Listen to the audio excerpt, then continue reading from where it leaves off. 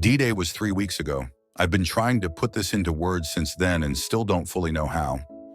We've been together nearly 8 years, married for 6. We have a 4-year-old. For a while now, we've felt like roommates. I felt like I was stuck, and he was just tired. All the time, because he works long hours. I don't work and B has wanted me to go back to work for some time so he can cut back his hours. So I know it's not really fair to blame everything on him. I don't even know if he realized how emotionally checked out I was before any of this happened. I didn't even realize it myself until it was too late. It started out with me lurking in forums about dead bedrooms. I wanted validation. I wanted someone to say, "Yeah, that sounds terrible." And they did. One guy messaged me on there made me feel validated more so than others. I didn't know what was going to happen, but I was game.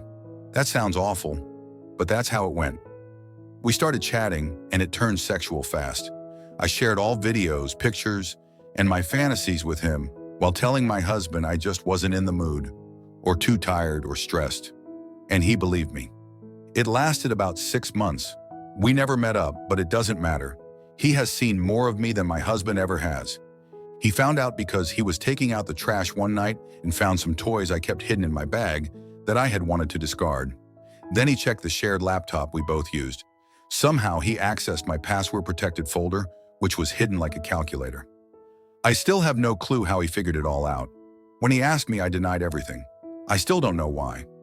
Maybe I was scared, or I hoped if I could lie well enough, it wouldn't fall apart. But he'd already seen the folder. My face, my voice, my body, my toys on my body, everything.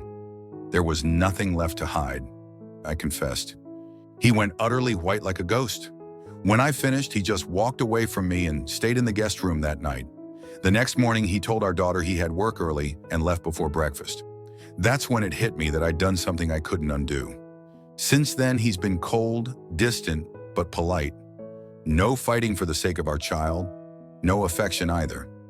We've talked logistics, and we've talked around our daughter, but nothing else. I offered couples therapy.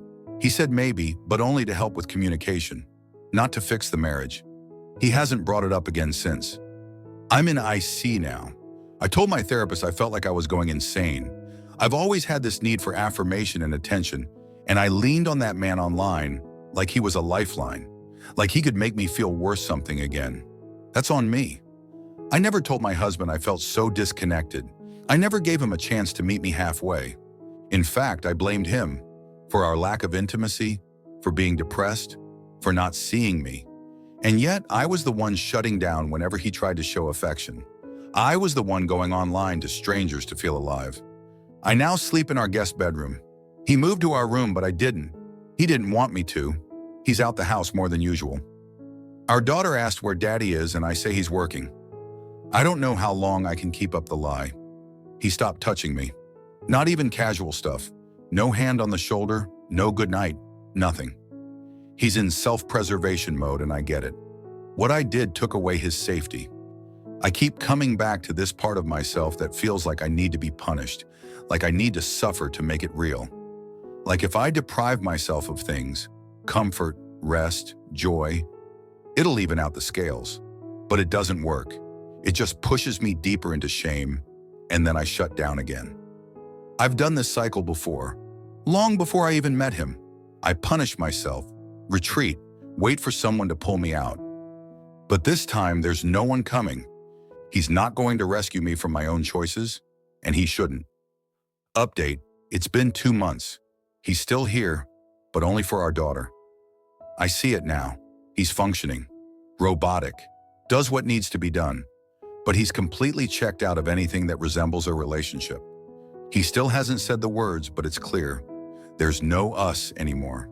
There's just him and me and the child in between. We don't talk unless it's about parenting. He doesn't look at me for long, doesn't ask where I'm going, what I'm doing, who I'm talking to. It used to be a point of tension when we had privacy. Now it's like he couldn't care less. A couple days ago, I asked if he'd consider going on a walk with me, just to talk, even if it wasn't about the relationship. He said no, gently but firmly, said he didn't want to be cruel, but there was nothing to say. I cried in the bathroom after that. I've thought a lot about who I am and what made me do this. The obvious answers come easy: insecurity, need for validation, avoidance, resentment.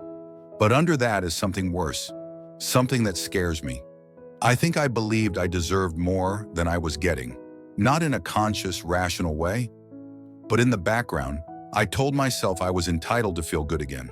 And when my husband couldn't give it to me the way I wanted it, I went and got it elsewhere. And now I'm watching him go cold.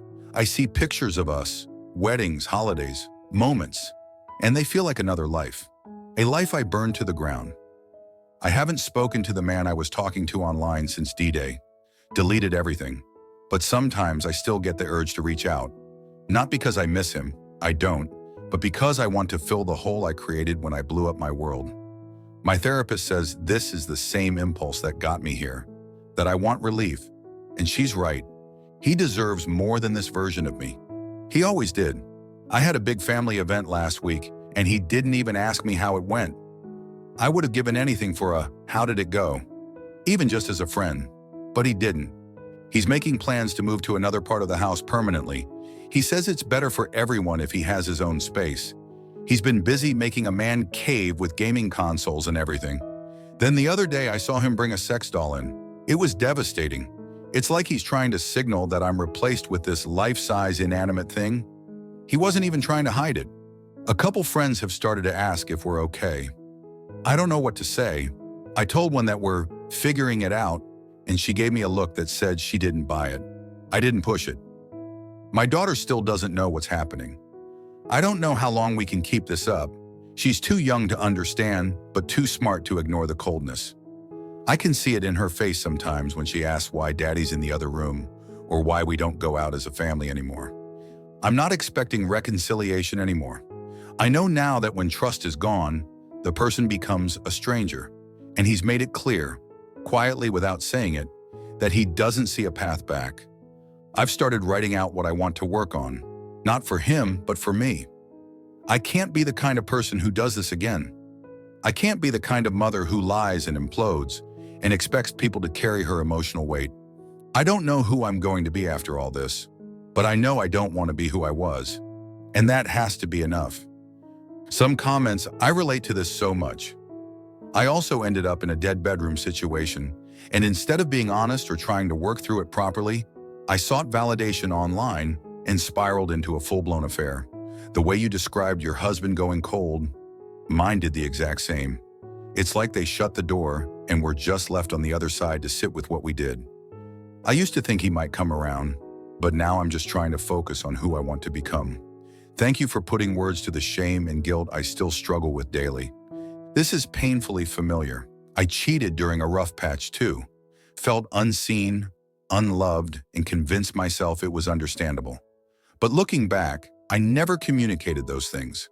I expected him to read my mind and fix everything while I made choices that only deepened the wedge. He's still here physically, but emotionally, he's miles away. I hate what I did to us. I'm in IC too, and it's been brutal but necessary. You're not alone in this. Thank you for sharing so openly.